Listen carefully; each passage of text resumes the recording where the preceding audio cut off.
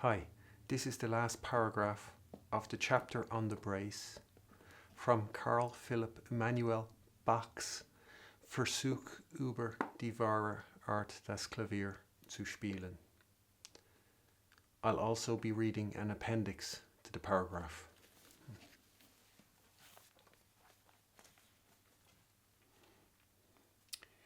Endlich kommt der Doppelschlag auch nach zwei kleinen 32 Teilen vor der Note, worüber er steht, vor.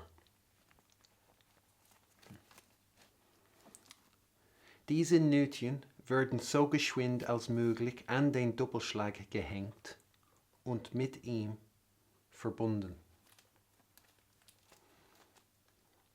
Die dreifache Schwänzung bleibt ebenfalls allezeit unverändert.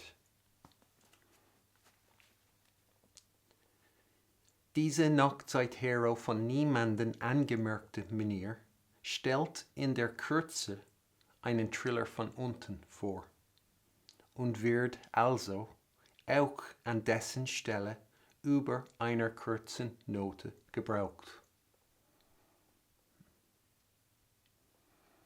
Man kann diese Manier den Doppelschlag von unten nennen.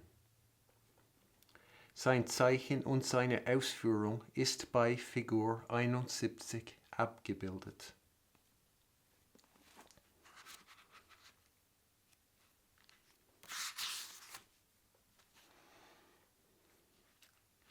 Wenn diese Manier statt eines Trillers von unten gebraucht wird, indem die vorhergehende Note im Heraufgehen durch einen Bogen an die nachfolgende gehängt wird, so kann besserer Wirkung wegen die erste Note dieses Doppelschlags von unten von der vorhergehenden Note gebunden werden, dass sie folglich nicht angeschlagen wird. Zum Exempel.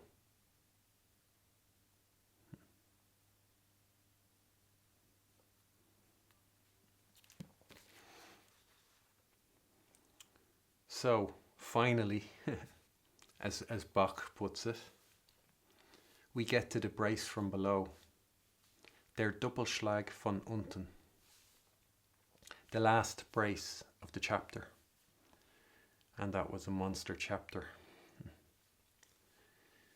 But it's not over yet. There's one last argument in connection with the Pralltrill scam that I'll be delivering later in the video, that will raise more questions from which the roll of honour can run and hide. Because to counter them, the roll of honour would need to have on their side the correct answer. So in light of that, they'd be better off to just play dumb. I'll go through the paragraph and that will lead me into the argument. With this brace from below, Bach again said that to date nobody's noted it, making it the second variant of brace onto which Bach could plant his flag. And thus, another reason why it would be unfair if Mozart were to get the new variant of brace featured in my last video, named after him. I think calling it Mozart's Alberti brace fits. Because while it can be given to Alberti, since it was his bass that inspired its emergence, when Mozart uses the brace, he'll be saying, "Who's your daddy? Whose is it if not mine?" And who could argue with that? So Mozart's Alberti brace fits, I'd say.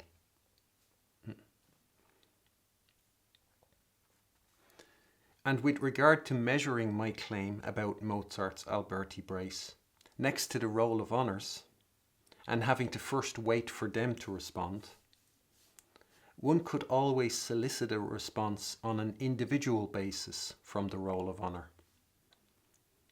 If you are getting piano lessons or studying piano in an official capacity, so like at a conservatory or something, then your piano teacher or professor is a representative of the roll of honour. Or if you happen to be learning the second movement of K332 and are going to be using it for an upcoming masterclass, then that masterclass giver belongs to the roll of honour.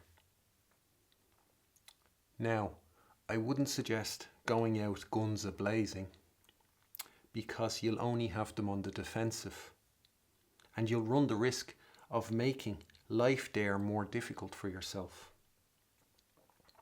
But what you could do would be to simply ask, why did Mozart use small notes to indicate the turn instead of the normal sign?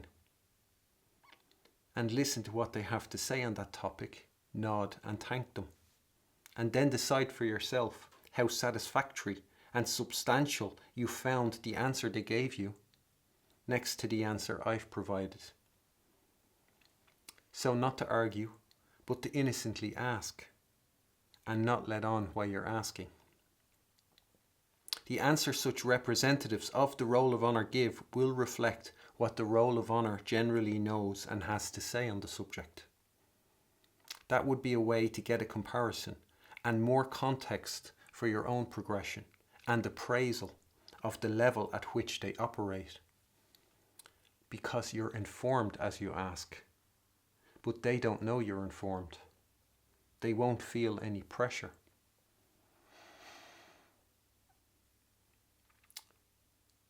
Mozart's Alberti brace is new. It's on the cutting edge because it cuts. It is an edge that cuts into what's known. And it means that it's reliant on you being the authority of considering it, of contemplating the arguments, the validity, just, how it fits into place and how the pieces around it fit into place. And you can't, you're the first to know about this. So it means it has been no expert committee doing that, verifying for you. So you are the authority to check that out. And so you could simply ask, if you want, instead of waiting, for them to respond to this channel, which I'm not going to hold my breath. But you could ask, why did Mozart use small notes to indicate the turn instead of the normal sign? Just ask that, and they will say what's generally said about it. They'll tell you what's known because they all talk the same. They all say the same things.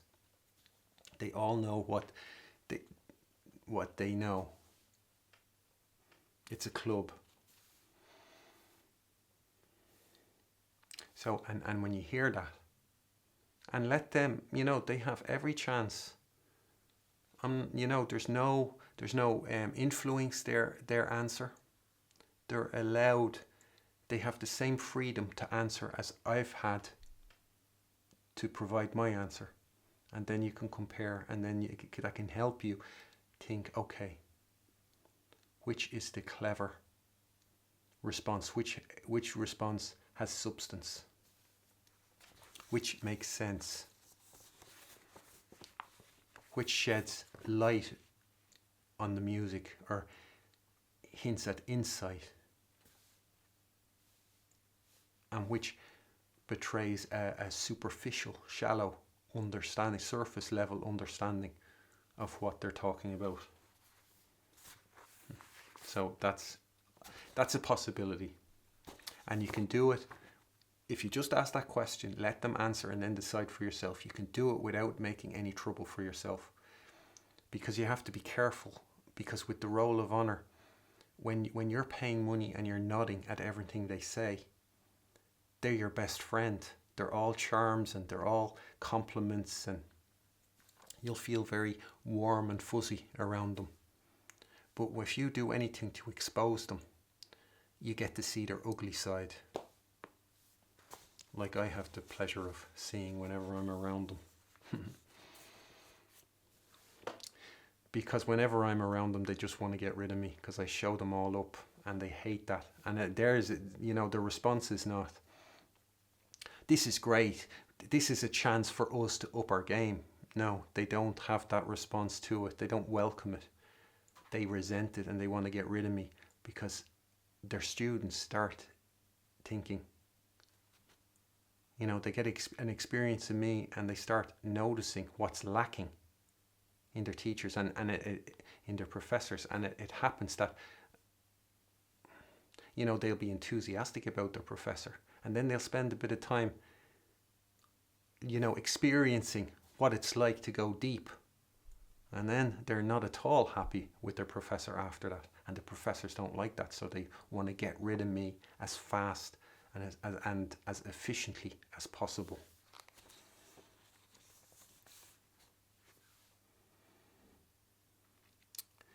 So, Bach said, no one's noted the brace from below, which prompts me again to float the idea of not waiting until one finds it indicated in the score before taking it into consideration with regard to one's interpretation, or with regard to how relevant one considers it to be.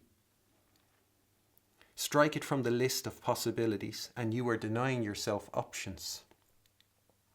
The more options you have to go through, the greater the chance you'll have of hitting upon the correct ornament in its correct place. According to Bach, the brace from below represents an abbreviated trill from below and will therefore be used in its place over a short note. That makes paragraph 25 from the chapter on trills, where Bach talks about where the trill from below occurs, again relevant. Which means, for the sake of convenience, me reading it once more to remind us of where those places the trill from below can be used are. Also kommt dieser Triller zwar überhaupt bei langen Noten, besonders aber am meisten vor Fermaten und Schlüssen vor. Außerdem aber trifft man ihn bei der Wiederholung der vorigen Note, Figur 36a. That would be one situation in which to keep it in mind, I could imagine. Im Gange B und nach einem Sprunge C vor einer hinauf- und heruntergehenden Folge an.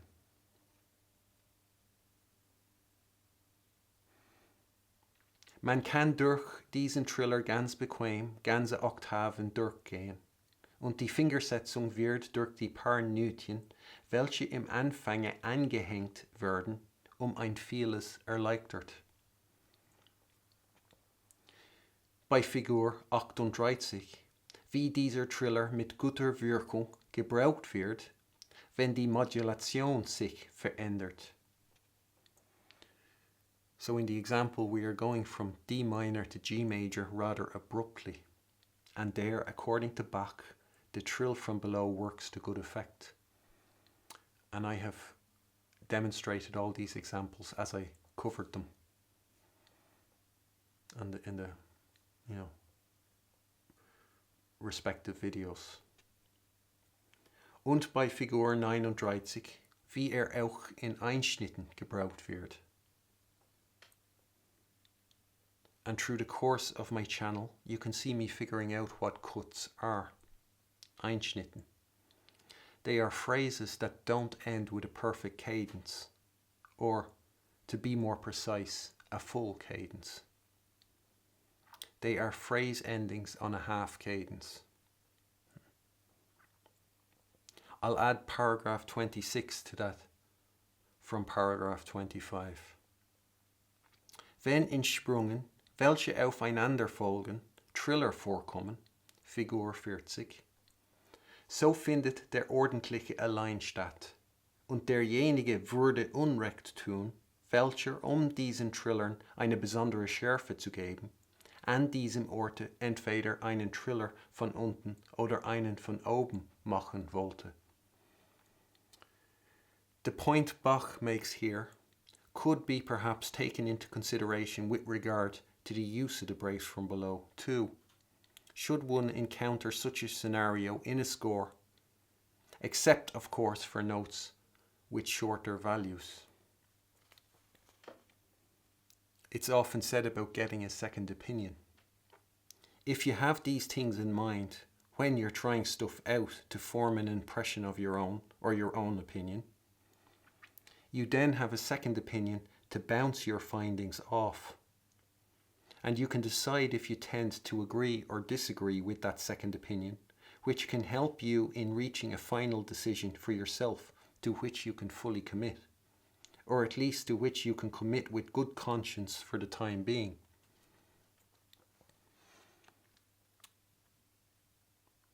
It helps.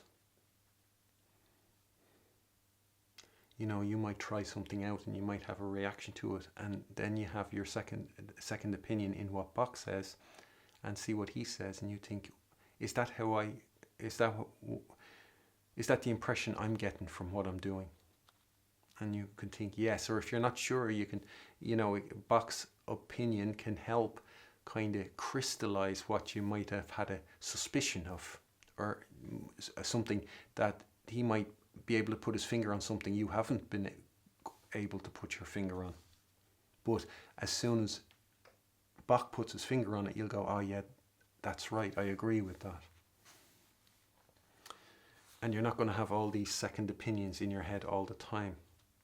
So I would say one thing that could be done is, you could buy a fool's cap or a notebook, or, you can get something, let's say, more permanent with a hard cover, and you could write in, as I go through the book and provide my translation, you could write that into the notebook, and you can add the musical examples whatever way you decide. Like you could write them on a manuscript paper and then cut them out and glue them in on the page underneath, or something like that. But you could have that, you could do it nice, and you can have it there to consult. And my translation, I translate the book, all the translation I provide is my own translation, and it's the best translation you are going to find anywhere. So that's what you'd have, and you can consult it then, because you're not going to always have them in mind, but you can see what he says about the various ornaments, and refresh your memory, and then apply it. And in that last video it shows how the book can be applied when you start connecting all the things. Instead of it being flat, it becomes a sort of a three-dimensional thing with shape to it, and more depth, and you get a sort of a synergy where the total is equal to more than the sum of its parts. When you start to fuse and combine the different the different information. And you'll see it done here in this video again. Alongside how it appears in the score with its sign, Bach also notates its execution in figure 71. The two 30-second notes are hung onto the brace as fast as possible and joined to it. I could suggest keeping the A in mind when executing it. So, when you're coming in with the F at the start of the beat, I'd suggest to be already thinking of the A as if that were the note coming in at the start of the beat, to achieve the as fast as possible speed. That's just a suggestion when trying different ways to approach its performance.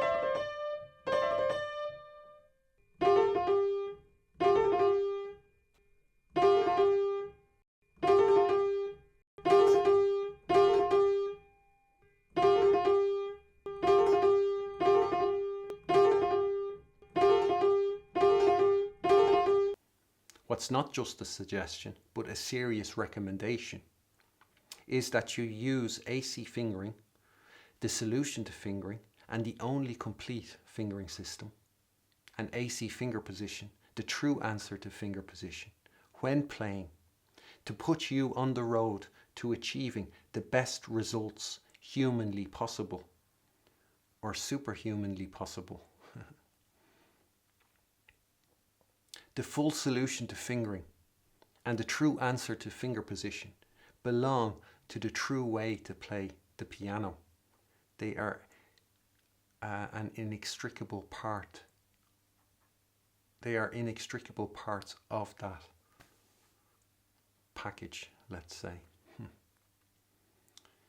And if you want to test the perfection of the music making that comes with AC fingering, AC finger position, and the true way to play the piano, what could be a good acid test would be to listen to any of my interpretations at a ×2 playback speed on YouTube. You know, you can click on the video, and I mean, if you're not watching on a TV, if you're watching on a phone or a laptop, there's that cog sign, and you can click on that, and one of the options is playback speed, and you can click on that and you can pick ×2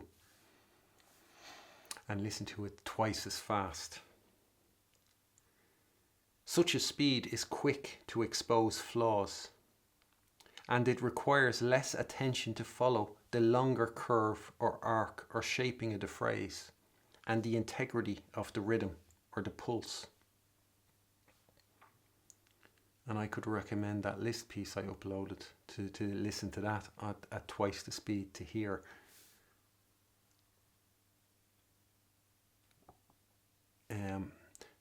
the shaping of the phrases, the balance of the music, the integrity of the rhythm and the pulse, which takes more effort to hear at its normal speed, that will require an attentive listener. And you could listen to other, like Roll of Honor recordings at twice the speed to compare, because it will explode. It as well will expose there. You get to hear what only the attentive listener hears. Plus, it levels the playing field as far as piano quality is concerned. The quality of the piano can be a big kind of distraction, and very difficult to separate the quality of the piano, because it has a ready-made sort of sound and quality, those expensive pianos, and it can be very hard to separate that from the player. The Roll of Honor will no longer have that advantage at a playback speed of ×2. One could as well see how the quality of my piano could be obscuring the perfection of my playing. But then again, it costs. My piano costs a lot less money than the pianos the Roll of Honor get to play on cost. You know, so that's something to be said in its favour. And through circumstance, fate, providence, whatever, it's the piano I've been given. So that's just the way it is. But that can be a way to check it for yourself, because you're looking, because this is all what's to be gained from what I'm sharing. And do you want to examine what that is, and if it's something you'd want or not? So you can see that, and you can hear the flaws beyond, you know, mere note mistakes that are present in the Roll of Honor, in the cage, and you can hear what music making is like in the world of music. And I would say that if you listen to that list at twice the speed, I'd say that could be listened to at 4 times the speed or 8 times the speed, and the perfection would still sound as perfect as it does at twice the speed. And normally that would show up, like the flaws get more apparent. So that would be something that could be done. And that's what is gained from AC fingering, AC finger position, all those things I talk about in the episode videos, and the true way to play the piano, which is what, you know, you're getting inducted into here with these series.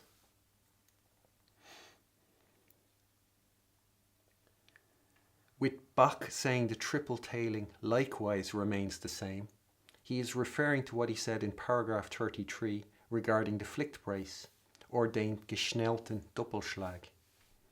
The three tails on the stem of the two 32nd notes of the brace from below, like the 32nd note of the Pflichtbrace, always stay the same regardless of the value of the following note and the tempo.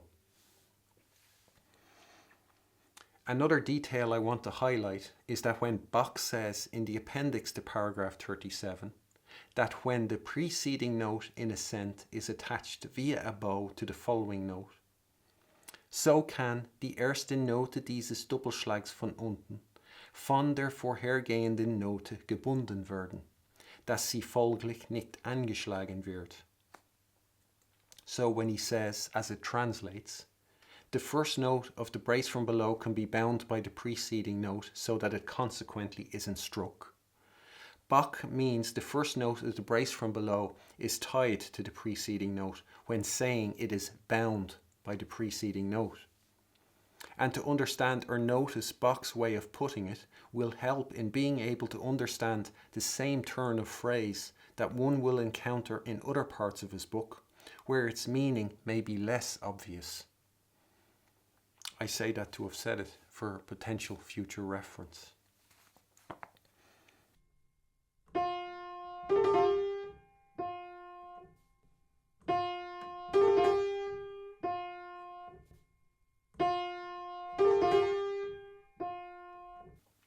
Do you notice how clear Bach is when he talks about tying the note?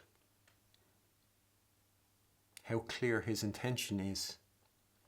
We can be in no doubt about it, and how he doesn't contradict himself.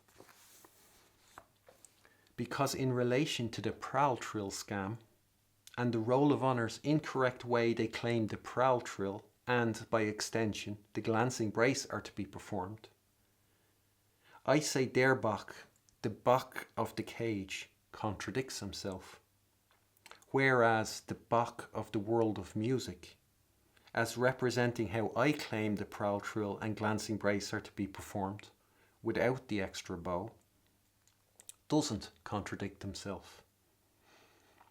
I'm trying to sum it up here just to provide context.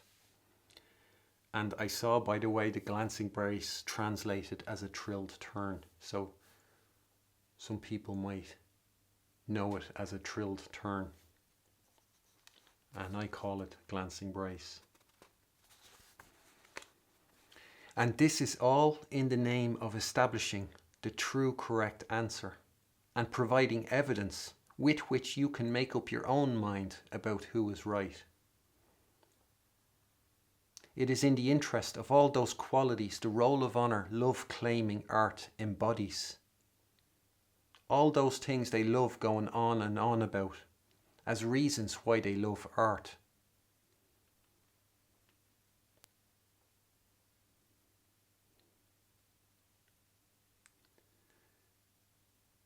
Bach says one can tie the first note of the brace from below to the preceding note to good effect when it comes in over an ascending second that has been joined by a slur to its preceding note.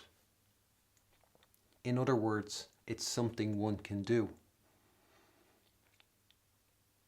With its first note tied, as is shown in the example accompanying the appendix, the brace from below then becomes, by and large, the same as the flicked brace, in terms of the subsequent sequence of notes that are struck, when the flicked brace comes in, likewise, over an ascending second that has been joined to its preceding note with a slur, like it does in the example Bach provided in the appendix to paragraph 34. To that example, Bach said, when the flicked brace is brought in over an ascending second with slurred notes, that it is acting here in the place of a brace from below.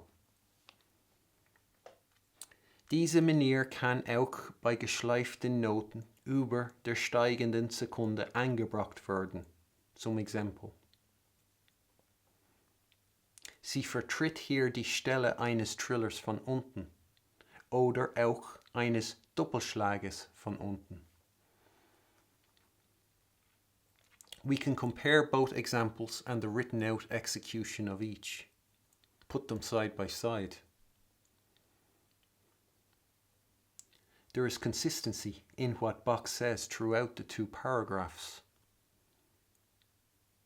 One sees the similarity to the flicked brace that results from tying the first note of the brace from below to its preceding note. And I'll transpose the paragraph 34 example to an F and G to make it extra apparent. Notice how Bach didn't say in paragraph 34 that a slur and a rising interval of a second are the only possible obstacles to introducing a flicked brace, only to go and tell us in paragraph 37 to tie the first note of the brace from below to the preceding note in the exact same situation involving a slur and an ascending interval of a second. He didn't do that. That would have been a contradiction. But he didn't contradict himself. Quite the opposite. He said in that case, the flicked brace can act in the place of a brace from below. Far from it being contradictory, it provides the means to those who might have wondered how a flicked brace could be representing a brace from below, even though it has a different sequence of notes. You can see that the sequence of struck notes of each ornament in isolation differs. So it provides those wondering the means to figure out that with the first note of the brace from below tied to the preceding note, as can be done for better effect in said situation, the sequence of struck notes become identical to those of the flicked brace in that same situation. And then those wondering are thus able to understand how a flicked brace can represent a brace from below. The only definite difference is the slight delay caused by the tie. So that'll explain how a flicked brace can represent a brace from below, even though the sequence of struck notes of each ornament in isolation differs. And unlike the figures for the prowl trill and the glancing brace, the bow to which Bach refers in the text of the appendix to paragraph 37 is included in the notated example. There are no discrepancies between the text and the figures.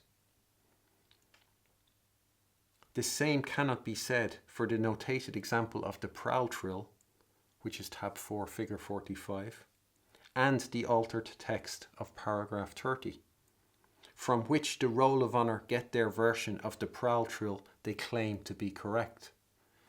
So that's paragraph 30 from the chapter on trills. The altered text of that paragraph 30.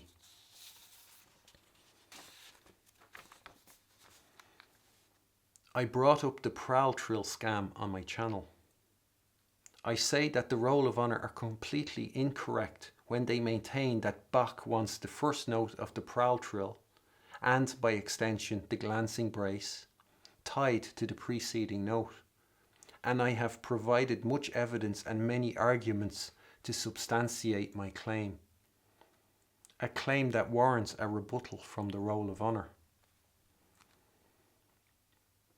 The last argument I made was when I pointed out that the flicked brace in that situation where Bach effectively says the flicked brace doesn't work at all. Then, indem der prallende Doppelschlag allein nach einer fallenden Sekunde und anders nicht gebraucht werden kann. There's the situation he's talking about. Wobei allezeit eine Schleifung ist. There it is, the interval and the slurring. So sind just dieses Interval in derselben Bewegung und die geschleiften Noten überhaupt die einzigen möglichen Hindernisse, diesen geschnellten Doppelschlag anzubringen.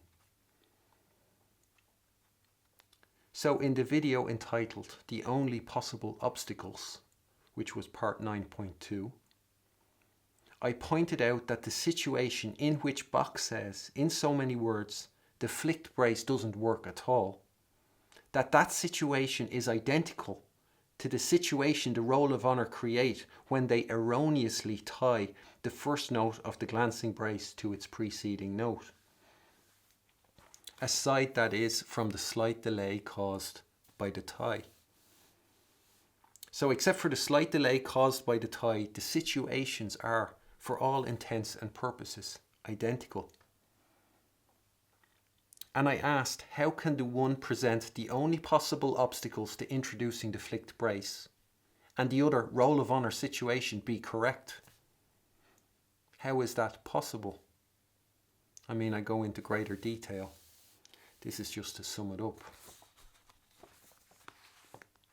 I say that contradicts what the roll of honour, as it has trickled down through their ranks, disseminate as the correct and learned answer, and that their roll of honour, in their rebuttal, would have to argue how the delay caused by the tie makes a big enough difference to the execution of each ornament, so that what Bach says about the one doesn't simultaneously cancel out the roll of honour's one too.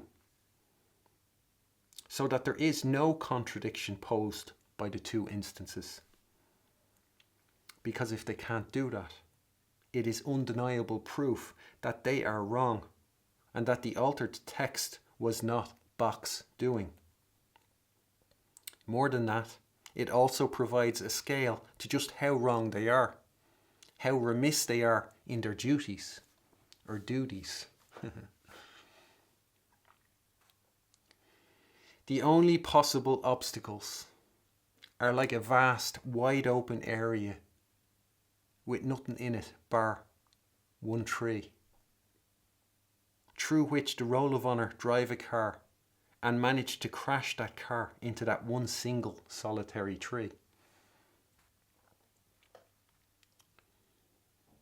What Bach says about the flicked brace over a falling second, that is joined to its preceding note with a slur, rules out the possibility of validly tying the first note of the glancing brace to its preceding note without it distorting or perverting the character of the music. And it makes no odds if it's on a modern piano, on a harpsichord, a clavichord, or a forte piano, or an organ you're playing. It doesn't matter.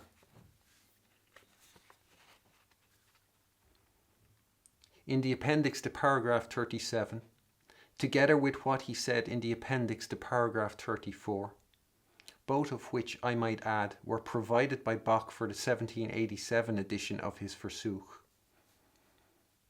Bach, in so many words, or between the lines, is acknowledging the similarity in the case of the flicked brace and the brace from below, by saying the flicked brace represents a brace from below. And that is despite the slight delay caused by the tie. He doesn't say the slight delay caused by the tie changes everything. Whereas the roll of honour, in the case of their glancing brace, they have to dispute the similarity of that to the flicked brace under the same set of circumstances to justify their claims. They have to dispute their similarity. Bach acknowledges the similarity of the flicked brace and the brace from below. The roll of honour have to dispute the similarity between the situations created by them with their tie. They have to maintain that the slight delay completely distinguishes the glancing brace from the flicked brace. And when they do try to attach a huge significance to the slight delay, the point I'm making could be held in waiting as pushback to counter whatever posturing they throw your way. Maybe they could task Squealer from Animal Farm with that job. You know, explaining away the discrepancy while pretending to be speaking for Bach. I'll ask you this. If the roll of honour are correct, instead of talking about the only possible obstacles in paragraph 34? Why wasn't Bach saying that the flicked brace can act in the place of a glancing brace in that situation? In paragraph 33 he says that der Doppelschlag erhält durch dieses Nötchen. So that extra note of the flicked brace is what he's talking about there. So der Doppelschlag erhält durch dieses Nötchen eben den Glanz, welchen durch den vereinbarten Pralltriller erhält. If that's the case, why then does he not say that the flicked brace can act in the place of a glancing brace in that situation? Just like he does here in paragraph 34 and together with 37, with the flicked brace and the brace from below. Apparently, according to Bach, the flicked brace and glancing brace have the exact same brilliance. Why can the flicked brace not act in the place of a glancing brace in that other situation? And why does that other situation present the only possible obstacles to performing the flicked brace? The answer is because tying the first note of the glancing brace to its preceding note is incorrect. That's why Bach doesn't say it can take the place of a glancing brace in that situation. That's why he doesn't say, that's why he says that the flicked brace in that situation present the only possible obstacles, because tying the first note of the glancing brace to the preceding note is completely incorrect.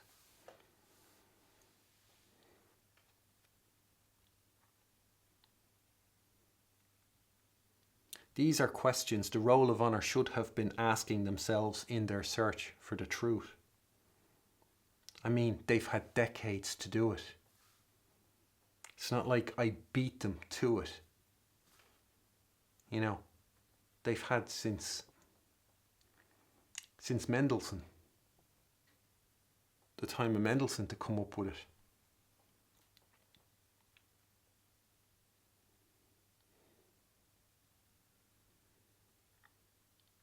How many PhDs, how many awards have been given out? How often have they complimented each other, or pat each other on the back, or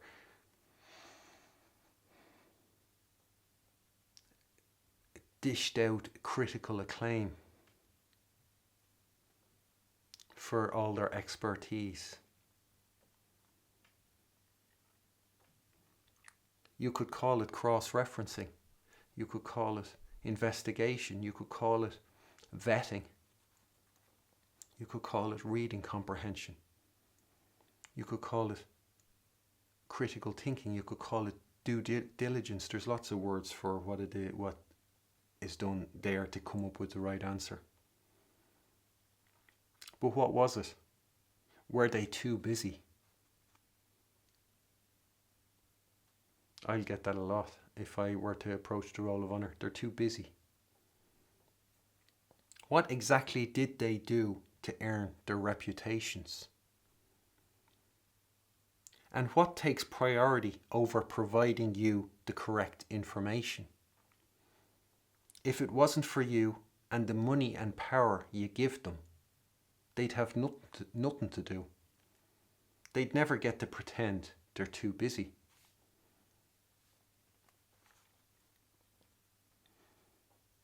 What we are seeing in paragraph 34 and 37 is my Bach, the Bach who is consistent, not the Bach of the cage, created by those that serve the cage in their own image, that constantly contradicts himself and displays that same low level of competence possessed by the roll of honour.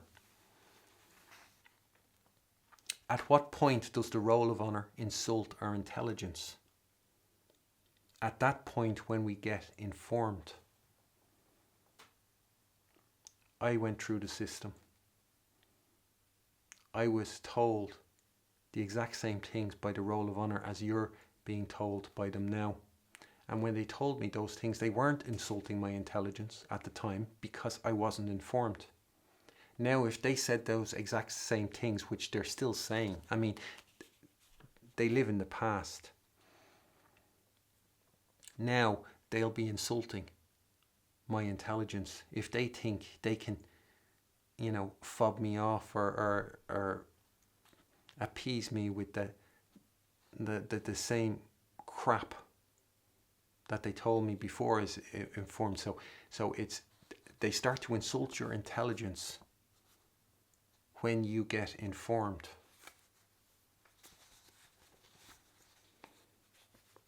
And should they get away? But before you're informed, they're still insulting your intelligence. It's just you don't spot it, you don't see it.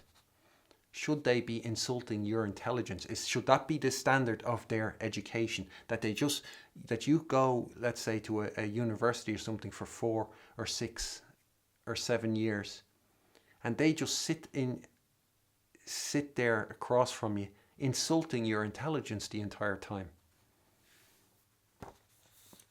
Is that what the standard should be? Because it costs enough money.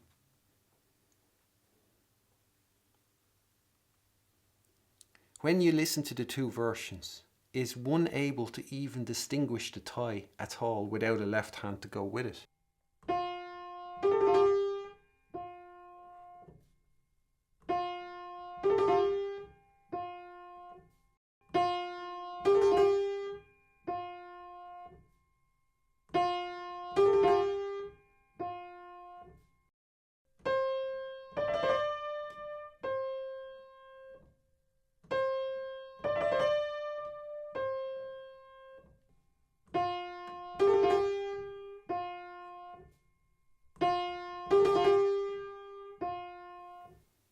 That'll be an indication to just how distinctive or decisive or barely noticeable that tie is. I said that they'll have to explain how the tie makes a big enough difference that the flicked brace presenting the only possible obstacles doesn't cancel out the glancing brace with its first note tied to the preceding note. So that was like the bridge I gave them to sort of saving face or being able to hang on to their ideas. With this here, I've effectively blown up that bridge now. They have nothing. They can't pretend that the tie makes a difference anymore because Bach shows that it doesn't. He acknowledges the tie not making enough difference, because if it did, he wouldn't say that the brace from below or that the flicked brace can represent a brace from below. He wouldn't say that because the tie would make such a huge difference that it would distinguish the one from the other. That was the Roll of Honour's only hope, and it's gone now. They have nothing.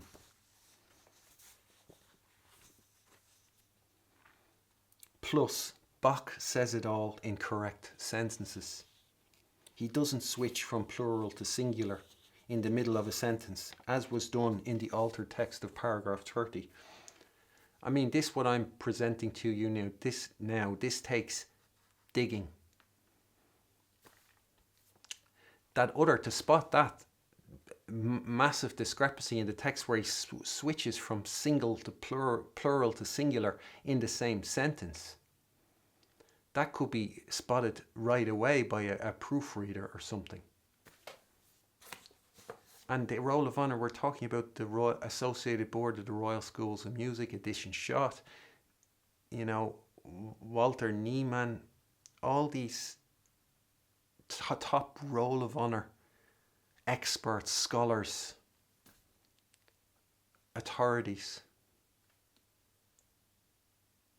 and they're putting it everywhere. It's how often is it being taught in the Netherlands with their elite early music movement, in all those elite universities,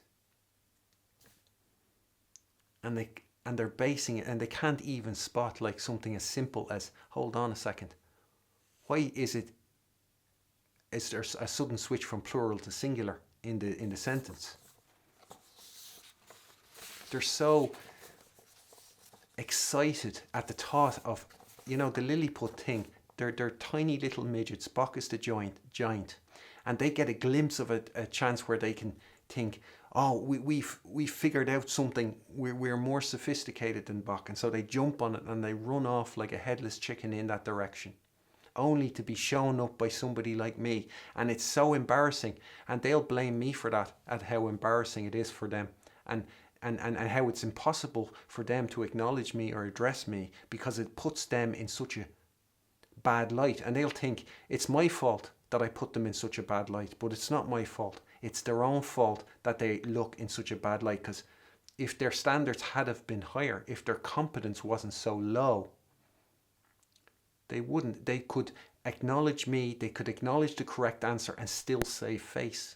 But this way, they are totally trapped. The only way they can acknowledge me and cross over to the right answer is if they repent their sins. That's the only way, and that is something that it sounds like, I remember when I was a kid thinking that, you'll hear that with religion and stuff, saying you repent your sins, and you think, yeah, that's an easy thing to do. You just you go, oh, I repent, and then you're off the hook, you get away scot-free. Repentance is not an easy thing to do, because it means you have to relinquish all those things that you found value in. I mean, these roll of honor people, their reputation will mean everything to them. They sort of have a perception of their self-worth based on what they know. And when they find out that what they know is all wrong, what do they have? They have nothing. It's devastating. They'll lose the respect, the admiration. They'll be seen as total. They'll be put down at the level of somebody who doesn't know anything, because they have to learn it all. They have to learn what the correct answer is. Your professors, your experts, your lecturers, they all have to learn what the correct answer is. Very difficult thing to do, to give up the riches in order to enter the kingdom of heaven. Because it's hard to know that that's what it's all about. It's hard to know it.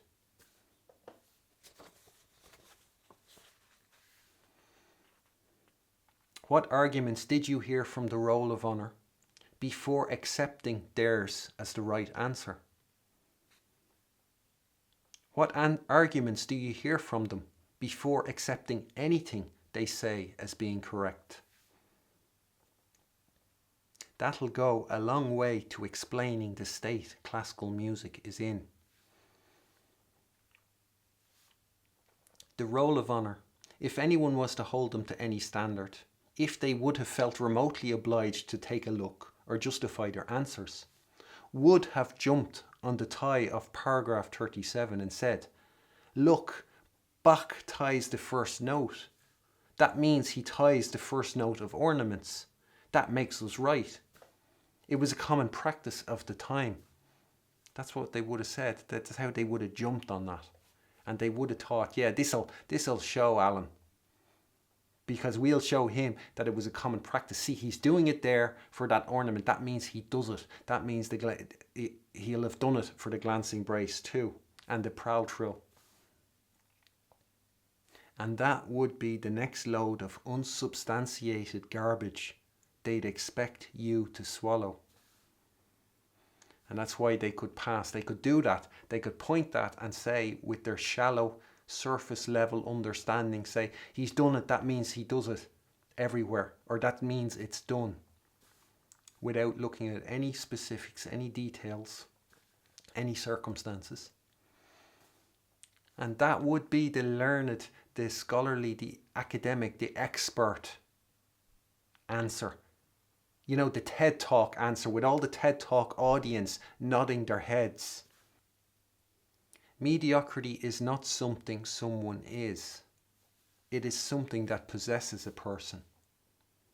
It possesses a person. It's not something someone is, it's something that possesses a person, that influences their mind, their way of thinking, their perception. It fills them with bias. And a person possessed by mediocrity will always choose mediocrity over genius. Mediocrity will always try to corrupt genius because it knows the only way it can survive is to eradicate genius, because it knows the town ain't big enough for the two of them.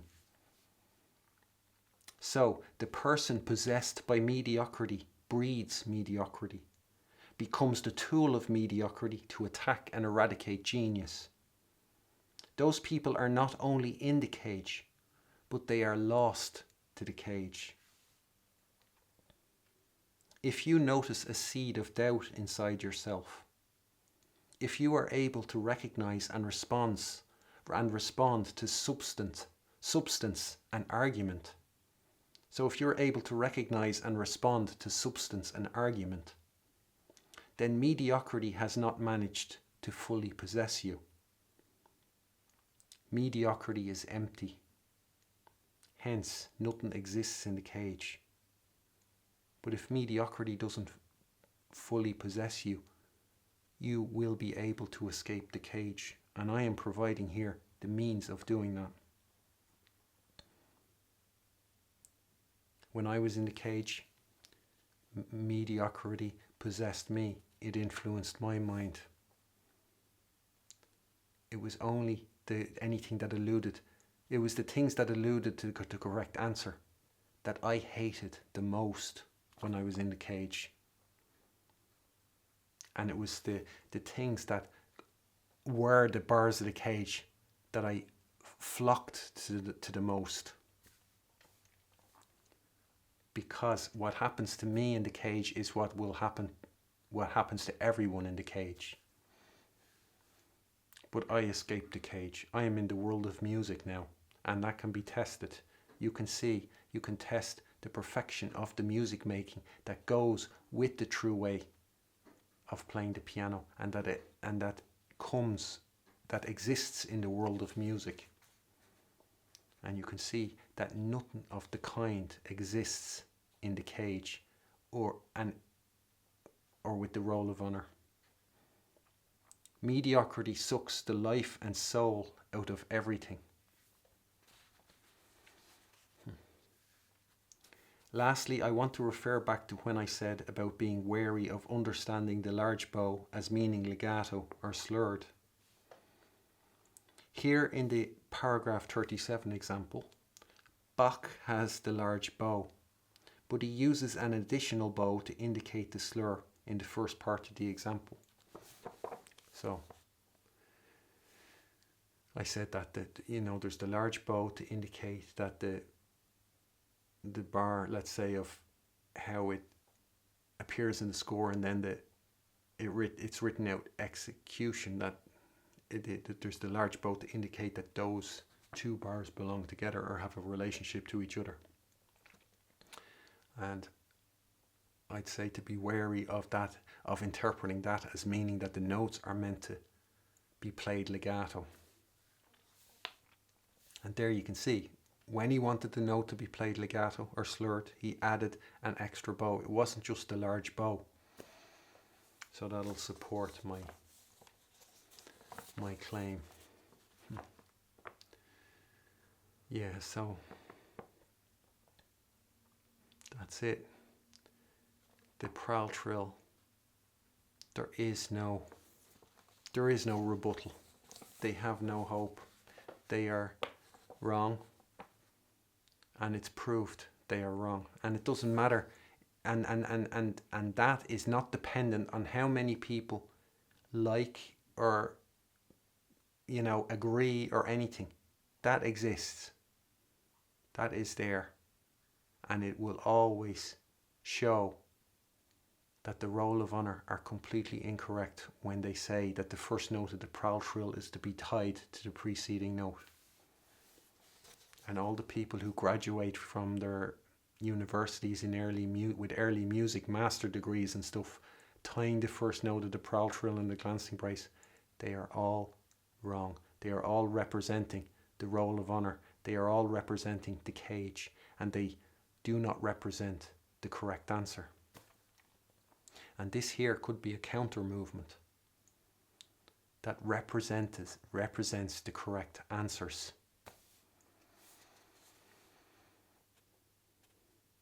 That represents the virtuosity of the world of music. And it can rise up against all those other schools of thought. And it will win. It will stand supreme against all those other schools of thought because it has the correct answer on its side.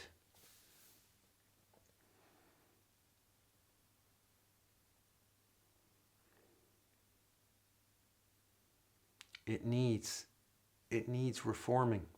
It is at the point where it is just it's horrible. It's horrible. Yeah, so that buries them with this. And yeah, and I'm not going to hold my breath for any response from them, because that would take all those qualities that would have prevented them from being so wrong for so long in the first place.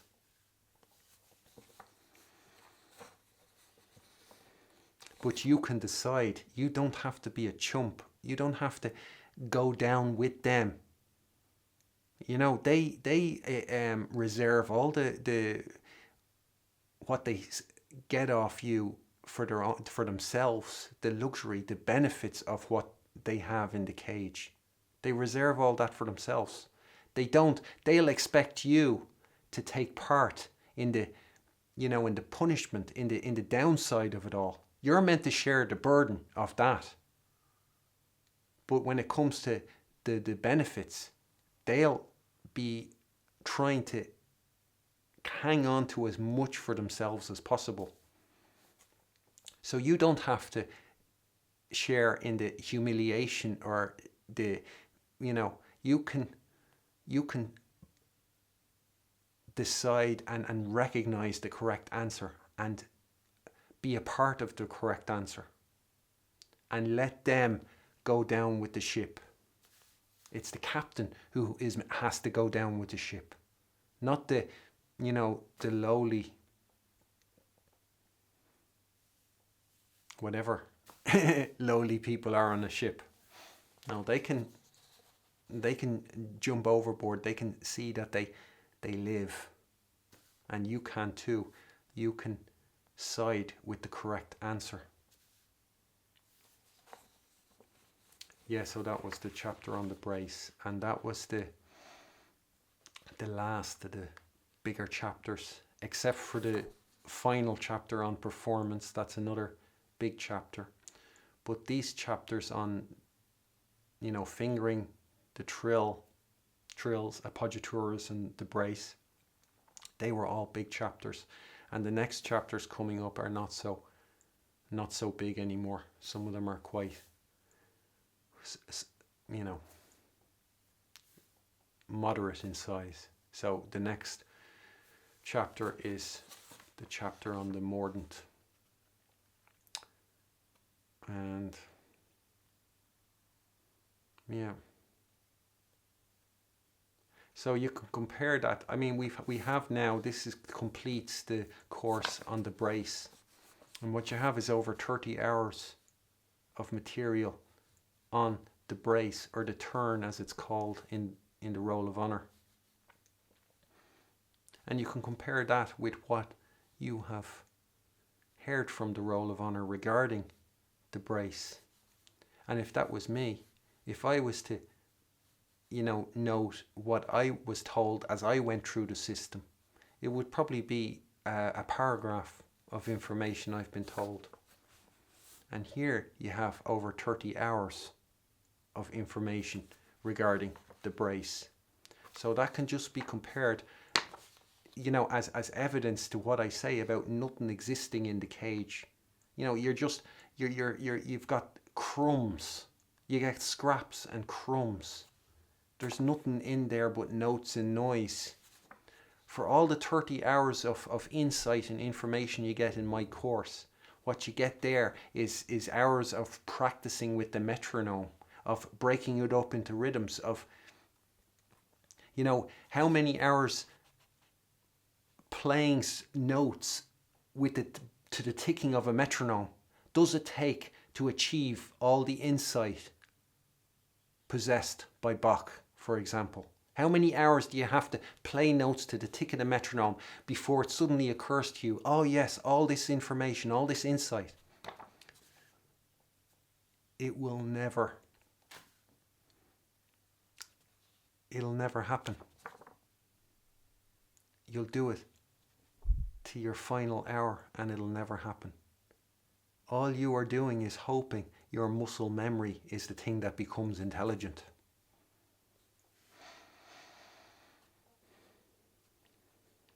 So, nothing exists in the cage. Look at the world of music is plentiful.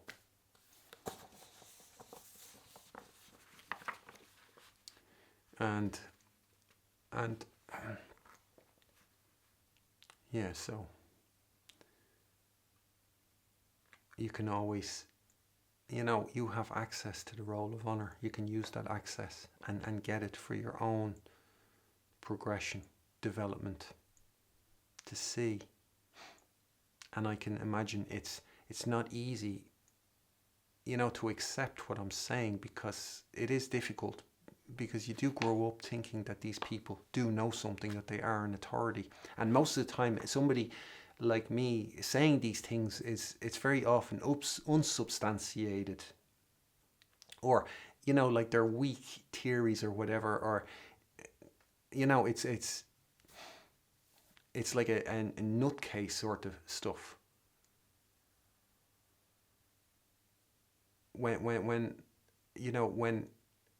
When it comes that the person saying that actually has the correct answer is actually able to support his claims and all, that's something very unusual, and it can be very difficult. It does. I mean, this can devastate the roll of honor. I have roll of honor professors, I've had them crying, just me presenting the evidence and the argument has had them breaking down into tears. Not because I, attacked them or anything. I just presented the evidence and the argument, and I asked them, how come? I pointed out where they're wrong, and that was enough to have them crying in front of me. It's devastating, and it's difficult to accept. I can appreciate that. But we're talking here about reform. And you can be, yeah. I can appreciate that. And as well, I appreciate anybody who's given that last video a like. It would be great if they had to answer. It'd be good for everybody.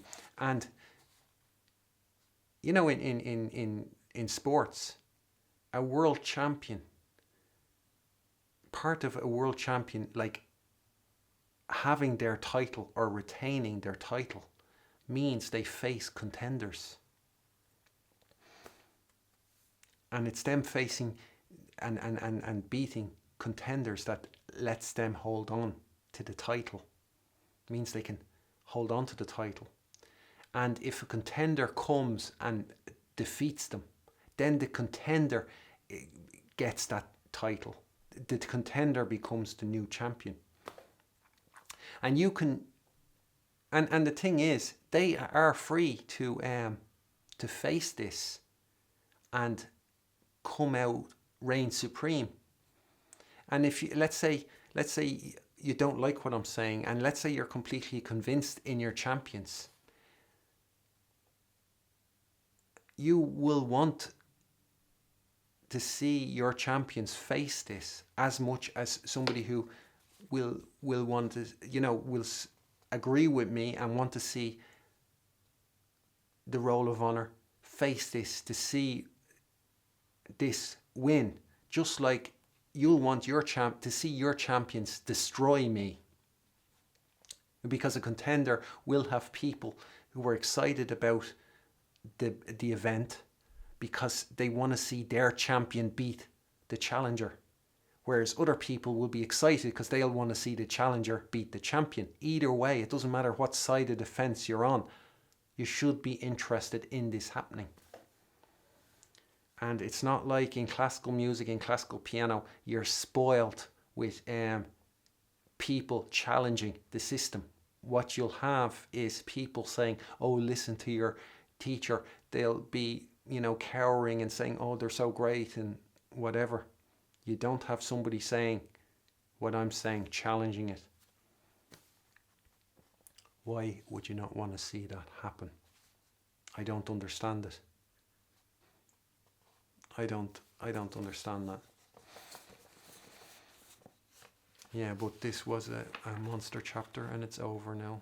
And the next one is on the mordant. So I'll leave it there.